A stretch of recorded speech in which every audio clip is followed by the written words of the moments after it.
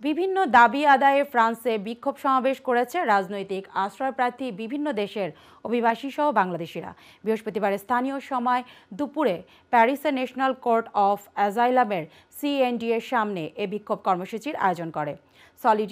সলিডারিতে আজি ফ্রান্স সাফ ফ্রান্স থেকে আমাদের সহকর্মী এনায়েত হোসেন সোহেল জানান, নিম্ন আদালতেই আশ্রয়ের আবেদন বাতিল হওয়ার পর উচ্চ আদালতে আবেদনের সুযোগ না থাকা, পারিবারিক পুনর্মিলন, ভিসা কমিয়ে দেওয়া এবং অনিয়মিত অভিবাসীদের নিয়মিত করতে অনীহার অভিযোগ আনেন তারা। বিভিন্ন সামাজিক সাংস্কৃতিক সংগঠন কর্মসূচির সমর্থনে স্লোগান লেখা প্ল্যাকার্ড ও ব্যানার নিয়ে যুক্ত হন।